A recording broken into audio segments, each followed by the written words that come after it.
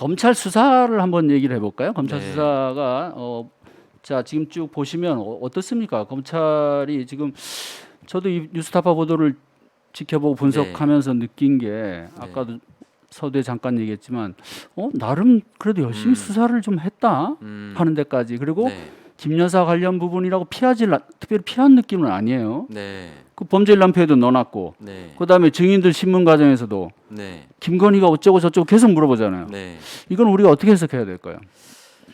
그러니까 이제 어떤 분들 이제 주로 이제 그런 얘기들 많이 하시는데 이 사안이 문재인 정부에서 2년 반 동안 털었던 사안인데 그래도 김건희 기소 못했지 않냐? 그러면 사실은 이거는 침소봉대하는 거 아니냐? 예. 이런 얘기들을 이제 많이 하시는데요.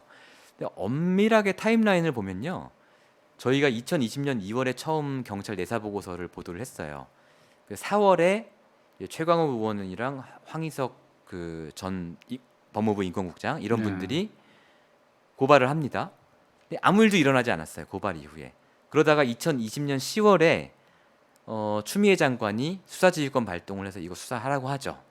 그때부터 이제 검찰이 조금씩 움직인 거예요. 그렇죠. 근데 그때도 총장은 윤석열 총장이었습니다. 맞습니다. 그럼 검사들이 그 사건을 수사를 제대로 할 수 있었겠느냐?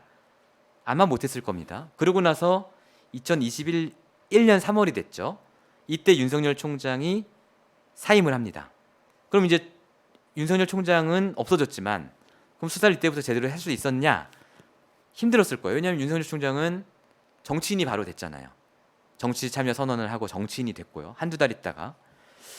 그리고 이성윤 서울중앙지검장은 2021년 6월에 교체가 됩니다. 그럼 이 타임라인을 쭉 보면 사실은 그 2년 반이라는 시간 동안 검찰이 제대로 수사할 수 있었던 시간은 굉장히 짧아요. 예. 그걸 뒷받침하는 증거가 뭐냐면 지금 말씀드린 주가 조작범들 그 뭐 1차 작전의 이모 씨, 2차 작전의 뭐 이모 씨, 김모 씨 이런 사람들이 조사를 받고 막 한 게 2021년 9월쯤이에요. 압수수색도 그때 있었고요. 이 사람들에 대한 소환 조사 이런 것도 그때쯤 이루어집니다. 그리고 나서 이제 바로 10월에 권오수 회장 구속이 되고 12월에 수사 결과 발표한 거거든요. 예. 그러니까 사실은 불과 1년이 안 되는 시간이었던 거예요. 제가 볼 때는 그 중에서도 본격적으로 수사를 한 거는 뭐 불과 6개월 남짓인 것 같고. 그래서 이제 말 나온 김에 제가 2년 반 동안 털었는데 안 나왔다라는 것은 사실과 좀 다르다라는 말씀을 먼저 드리고요. 이제 검찰도 이제 질문하신 내용에 대해서 제 생각을 말씀드리면 검찰도 사실은 이게 굉장히 어느 한 방향으로 가기가 어려운 상황이었을 것이다라는 생각은 들어요. 이를테면 공소장 범죄일람표에서 김건희 여사 관련된 거를 다 뺄 거냐라고 했을 때 만약에 뺐다가 이를테면 그때 대선 전이었잖아요. 예. 정권이 민주당 정권이 연장이 된다.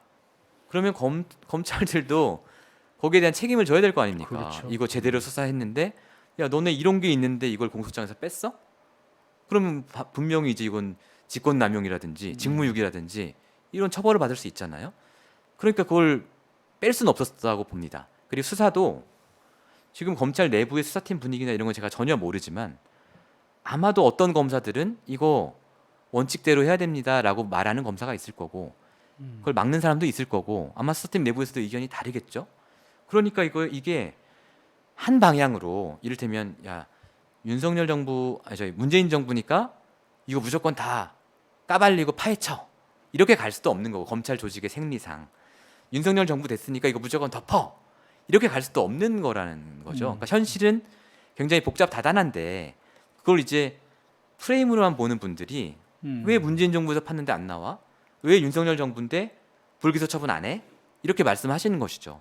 저는 근데 그것은 조금 너무 세상을 단순하게 보는 태도라고 생각을 하고 사실은 어떤 사실이 나왔냐 어떤 사실 결정적인 뭐가 나와 이런 거에 따라서 사실은 아무리 막고 싶어도 못 막는 경우가 있는 거고요.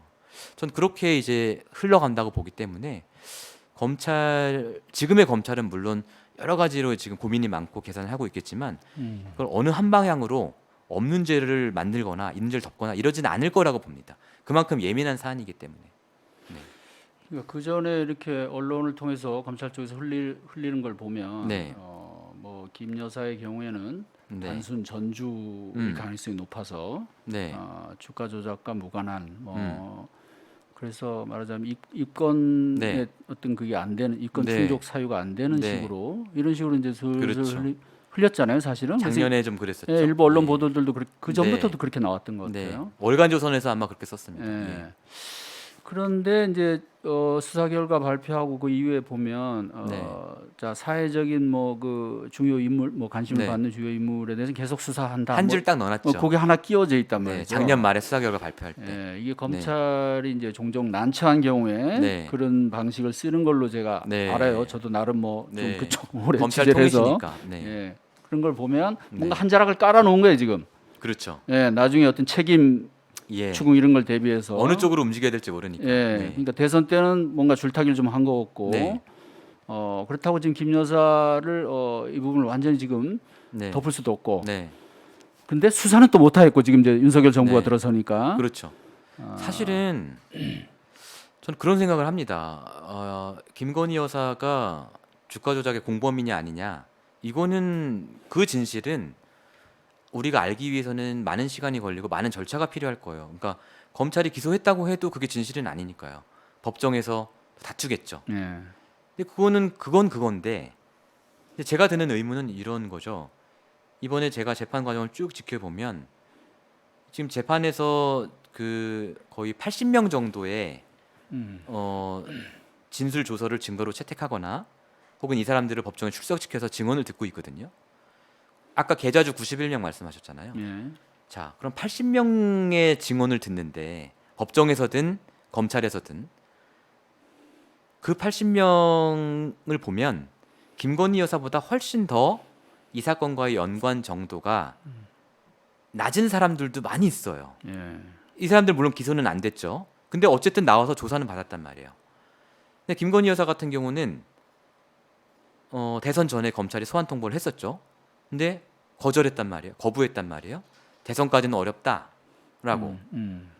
그러면 이제 김건희 여사가 공범인지 아닌지는 뒤의 일이라고 치더라도 그거를 밝히기 위한 어떤 사법적인 절차, 이 절차에는 들어와야 되는 거 아니냐. 적어도 조사는 받아봐야 이 사람이 공범인지 아닌지를 얘기할 수 있는 거 아니겠습니까? 아무리 지금 정황 증거가 많다고 해도 김건희 여사 불러서 검찰이 보통 다른 피의자들한테 하듯이 조사받고 추궁하고 그렇게 해서 이제 가는 게 수사잖아요.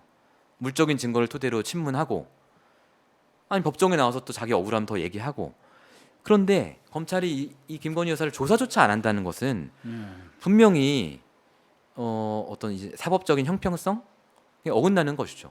예. 그렇죠. 그리고 이 정부가 유난히 강조하는 네. 공정과 상식, 네, 예, 전혀 맞지 않는 그렇습니다. 네. 그 반대의 어떤 그 모범 사례를 보여주는 것이 아닌가. 네. 지금 말씀하신 그 바로 형평성이라는 차원에서 네. 이런 것들에 대해서는 사실은 국민들이 네. 계속 이제 그 의심의 눈길을 보내고 있는 거고 그렇습니다. 예. 그것이 윤 대통령에 대한 그 지지도, 윤 네. 대통령의 지지도가 많이 떨어졌는데 거기에 어떤 한 원인도 되지 네. 않나. 물론 이제 김 여사가 뭐 이 문제뿐만이 아니고 네. 여러 가지가 있잖아요. 네, 논문 네, 네. 뭐 논문 표절부터 해서 네. 또 그 경력, 네. 학력 그것을 이제 뭐 과장하고 그렇죠. 뭐 그죠? 네. 또 허위로- 권력 사유화 문제도 있고요. 예, 허위를 기재하고 예, 네. 권력 사유화 문제도 있고 뭐 지금 많은데 이런 부분들이 어쨌든 국정에 부담이 되고 할 텐데 이럴 때일수록 사실은 좀 뭔가 네.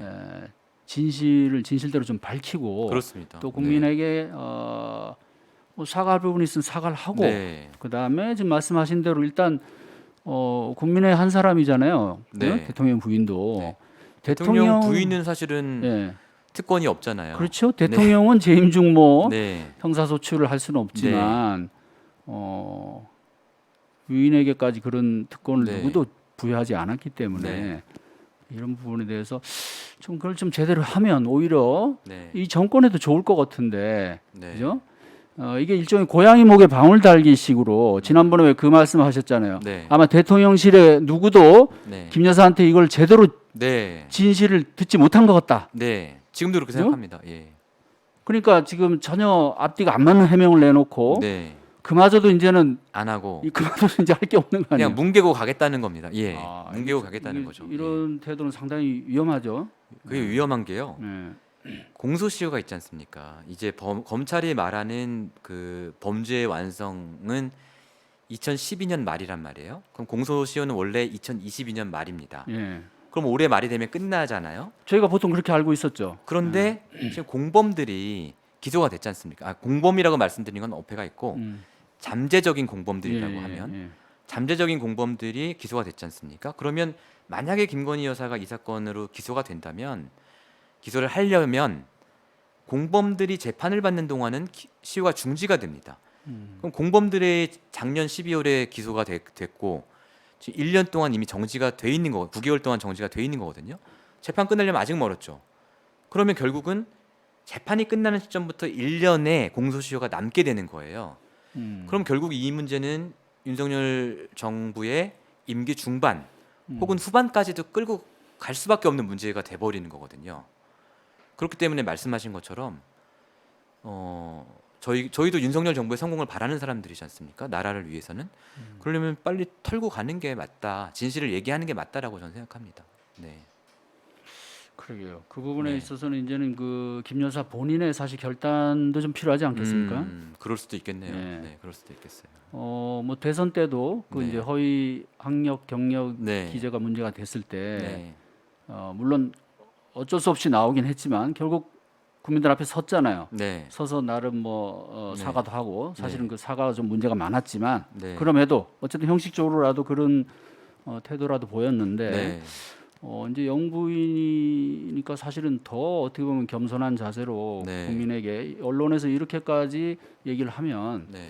거기 설득력 있는 어떤 그런 뭔가 예. 해명을 내놓고 아까도 말씀드렸지만 사과할 일 있으면 사과를 하고 네. 자 그다음에 수사기관에 협조해야 되고 네. 그죠? 그리고 검찰도 네. 예, 지금 한동훈 장관이 맨날 주장하는 게 올바른 그 공정한 검찰권 행사잖아요. 그리고 네. 민주당에서 이렇게 정의로운 검찰을 자꾸 활동을 못하게 한다. 여기에 대해서 막 비분관계 하잖아요. 네. 예? 또 일부 국민을 상대로 그런 네. 식으로 얘기를 하는데 네. 자 이게 공정한 수사는 사실은 뭐 네. 정치적인 걸 떠나서 좋은 거잖아요. 국민에게 이로운 거죠. 그럼요. 예, 법 집행기관이 또 수사기관이 공정한 수사를 한다는 네. 것은 꼭 필요한 일인데 공정하다는 것은 말 그대로 옳고 그죠? 네. 또 그다음에 어떤 형평성이 있어야 그럼요. 된다는 거죠. 공정. 헌법에 그런 얘기 구절이 있더라고요. 예. 대한민국은 특권 계급의 존재를 인정하지 않는다. 그 헌법 구절이 있더라고요. 저는 몰랐는데. 근데 법 앞에서 이런 정상적인 사법 절차를 피해갈 수 있는 사람은 특권 계급이잖아요. 그럼 그건 헌법에도 맞지 않죠. 그러니까요. 그래서 네. 검찰도 좀 정말 국민의 검찰로 다시 네. 신뢰를 회복하기 위해서는 네. 정말 이럴 때일수록 이런 사건일수록 좀 더 엄정한 자세를 네. 해야 된다. 네. 그죠? 이 올바르고 공평한 수사, 이제 네. 올바르고 공평하다 이 공정인데 자, 공평하다는 건 또 어느 쪽으로도 치우치지 않는 거예요. 네. 자, 전 민주당 전 야당 대선 후보의 부인은 법인카드 몇백만 원 쓴 가지고 지금 기소하잖아요. 네. 그 사안은 제가 잘 몰라. 네. 취재를 안 해봐가지고 잘 모릅니다. 그러니까 예. 뭐 그걸 문제 삼는 게 아니고 네. 자 그러면 마찬가지로 네.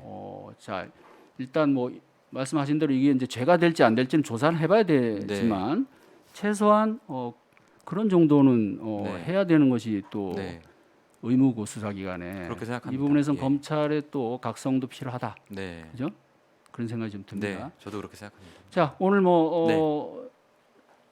지금 이 정도로 얘기를 마무리하고요. 네. 마지막으로 혹시 뭐 한마디 더 하시고 싶은거나 정리하시고 싶은 말씀 있으면 하시죠. 제가 드리고 싶은 말씀이 있는데 지금 저희가 보도하는 내용들이 전부 법정에서 나온 얘기지 않습니까? 공개된 법정에서 나온 얘기고 그 공개된 법정에는 항상 기자들이 있습니다. 그래서 저희가 취재할 때도 저희는 이제 출입 기자가 아니라서 타이핑도 못하지만 타이핑하는 기자들이 늘 있거든요. 그러면 지금 기자들이 뭐 그 전까지는 법조 기자가 워낙 바쁘고 돌아간 사건도 많으니까 제대로 주의를 기울이지 못했을 수 있습니다. 저는 그렇게 이해해요. 그런데 어쨌든 저희가 보도를 함으로써 이 법정에서 이루어진 재판 내용 중에 의미 있는 팩트들이 많다는 것을 알게 되었잖아요. 그러면 지금까지 그 열심히 타이핑했던 그 기록이라도 다시 보고 그 중에서 각자 나름의 취재를 해서 다른 언론들도 좀 보도를 했으면 좋겠어요. 사실은 저희가 지금까지 취재한 내용을 가지고 계획을 쭉 세워놨는데 그 계획이 사실 망가져도 상관없거든요. 저희가 이제 다음 주에 하려고 남겨놓은 거를 다른 기자가 그걸 열심히 보고 먼저 취재해서 기사를 내더라도 저는 원망하지 않을 것 같고요. 왜냐하면 지금 굉장히 제 생각에는 중대한 사안이고 대한민국 최고 권력자의 부인에 관한 사안이고 주가 조작 범죄라는 것도 굉장히 중대한 범죄이고요. 근데 저희가 이렇게 보도를 하고 나왔는데 어떤 언론도 이를테면 독자적인 어떤 취재나 의제 발굴을 통해서 이 보도를 하고 있지 않다는 게 저는 굉장히 조금 한편으로는 의아하고 한편으로는 좀 MBC가 뭐 좀 인용 보도는 했죠? 인용 보도는 했습니다. 뭐 몇 군데 인용 보도는 있었는데요. 제 말씀은 그 이상은 안 하는 거죠. 그냥 딱 네. 이런 게 나왔다. 네. 왜냐하면 근데 저희가 갖고 있는 거를 다 갖고 있거든요. 그러니까 왜 그걸 안 하는지 일단 이거는 뭐 좌우나 이런 걸 떠나서 이를테면 제가 KBS를 떠난 지 벌써 7, 8년 되었지만 제가 경험했던 어떤 이 기성 언론사, 주류 언론사의 분위기라면 용납이 되지 않는 일이거든요. 너네도 같이 법정에 취재 갔는데 왜 쟤네만 기사를 써? 너네 물 먹었네? 그럼 너네도 빨리 이걸 따라잡아야 될 거 아니야. 따라잡고 너희도 단독 기사를 써야 될 거 아니야. 라고 엄청 쫄 것 같거든요. 제 경험으로는. 예. 그런데 왜 그런 기사들이 나오지 않는지를 혹시 뭐 예. 이렇게도 생각할까요? 네. 이게 영부인에 관한 내용이니까 네. 이거 뭐 이걸 이렇게 자꾸 파헤치는 우리 국익에 도움이 안 된다. 국격에 뭐 어울리지 않는다. 네. 뭐 그렇게도 생각할까요? 근데 저희 뉴스타파 영상을 보시는 분들은 아시겠지만 저희 마지막에 항상 이영희 선생님이 나오시거든요. 이영희 선생님이 하신 말씀이 뭐냐면 내가 목숨을 걸고 지키려고 했던 것은 국익이 아니다. 애국 이런 게 아니고 애국이 아니고 진실이다라고 진실. 말씀하셨는데 저는 기자들이라면 당연히 그게 우선이 되어야 된다고 생각을 하고 실제로도 그런 마음으로 일하고 있을 거라고 생각하거든요. 그래서 지금의 이런 분위기가 굉장히 의아스럽고 하루 빨리 지금 본인들이 이미 다 무기를 갖고 있으니까 이 전장터에 참전을 좀 해줬으면 좋겠다라고 생각합니다. 신 기자가 지금 참 외로운 것 같아요. 네. 그 2020년에는 사실은 그 이른바 그 고발 사주 사건과 네. 관련돼 있잖아요. 이 건이 그때 네. 저쪽 대검찰청에서 대검에서 네. 몇몇 기자들을 네. 허위 사실을 거의 유포한다는 식으로 막 예, 고발장까지 작성을 예. 사실 한 거 아닙니까? 네. 그 중에 저도 있었죠. 그렇죠. 네. 참 그 끔찍한 일이에요. 사실은 놀라운 일이고 네. 좀 공포스러운 일입니다. 그거. 네. 실현은 다행히 안 됐지만 그렇죠. 네. 고소 고발이 들어오진 않았지만 어쨌든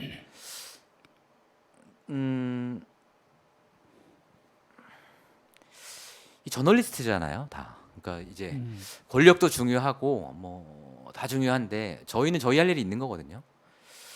하여튼 동료 기자들이 좀 같이 해줬으면 좋겠다. 그런 해야 되네요. 예. 예, 뭐 마무리 말씀 듣는다고 좀 너무 지금 짜는 얘기를 길어졌습니다. 예, 아니 뭐 이런 얘기도 또 예. 괜찮은 것 같아요. 뭐 우리가 사건 얘기만 또 너무 네. 딱딱하니까. 네. 자 미국의 그 워터게이트 사건을 보면 네. 그죠? 결국은 그 거짓말이 정권을 무너뜨리게 맞습니다. 됩니다. 맞아요. 네. 그래서 사소한 거짓말이 자꾸 커지고 네. 또 거짓이 거짓을 낳고. 거짓을 덮기 위해서 또 거짓말을 하고. 예, 맞습니다. 그래서 그게 손바닥으로 사실 하늘을 가릴 수가 없는 부분인데, 자, 뭐 많은 사례가 있지는 않겠습니다만 이 기자의 어떤 취재, 기자의 입을, 기자의 펜을 막으려다가 불행해지는 정권이 역사에 보면 종종 있었습니다. 자, 그런 부분에서 우리가 좀 교훈을 얻어야 될 것 같고요. 자, 우리 심 기자님 앞으로도 또 계속 건투를 빕니다. 감사합니다. 뭐 많은 분들이 응원하고 계시니까요. 예. 좀 더 힘내주시고 네. 앞으로도 또 진실을 밝히는데 네. 좀 앞장서 주시기를 부탁드리겠습니다. 네.